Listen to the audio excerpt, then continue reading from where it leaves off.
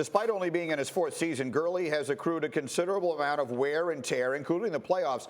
He's had 1,270 touches. That's the most in the NFL since he entered the league in 2015. So as we watched him, and we talked about this to some degree yesterday, Dan Orlovsky, how much of what we saw on Sunday made you concerned about his overall health right now and leading into the Super Bowl? None. No, he's completely healthy. He just had a bad day, and sometimes that happens in sports. It's just not your day, and it really was this started it. And listen, I'm not absolving him of that drop, but that's a tough catch. His body's moving one way, goes off his hands. He stumbles out of this cut, and you're trying to gain your balance. He's a great player. Again, not forgiving him of this. Missed some protection stuff with New Orleans doesn't bring just generic pressures either. They test the running backs with their eyes and discipline. So I don't really think that there's anything tied to Todd Gurley and his health. I will say this. He's probably one of the happiest guys on that roster and in that city, because if they had lost that game, he would have carried a big-time burden because of his lack of performance. I actually expect him to use that game and run very angry in the Super Bowl, kind of to come over some of that embarrassment tied to Sunday. You know, I actually want to go to a C.J. Anderson, because to me, it just speaks volumes of his professionalism coming in off the street and going in and being as effective as he has been down the stretch.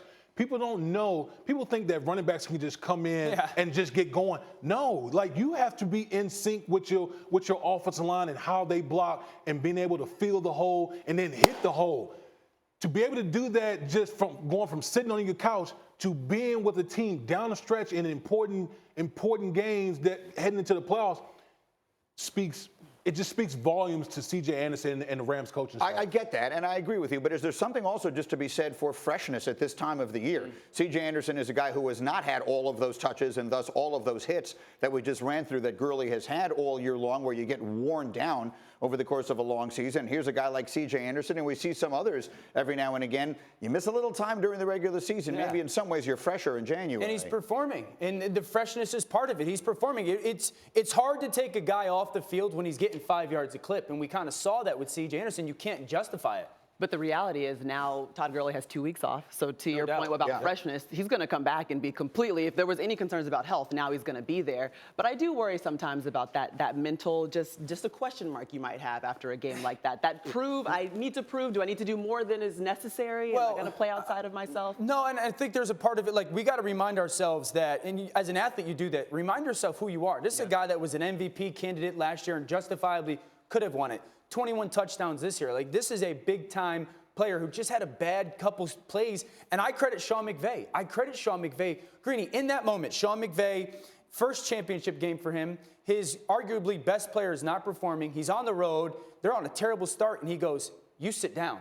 I'm going to play the guy that we just picked up a month ago." That is, for him to have the resolve and the nerve to make that decision. We don't see that. Big Wood, you know that. Like, that's a Bill Belichick move. That is a Bill Belichick move. But the fact that they used some secondary pieces. He went to C.J. Anderson when Todd Gurley wasn't performing. He turned to Josh Reynolds in a moment where, we need a receiver to step up. He went to a backup tight end in Gerald Everett for some big plays. So we're seeing a coach turn to some of those secondary pieces, trusting them in those huge moments. That's a credit to Sean McVay handling the moment. Yeah, you know, I think the old adage is that if you're not running the ball well, that's one thing. But if you're dropping balls and, more importantly, you're missing blitz pickup, you're going to get your quarterback killed at some point. And they had to get him off the field. We'll see how it goes a week from Sunday.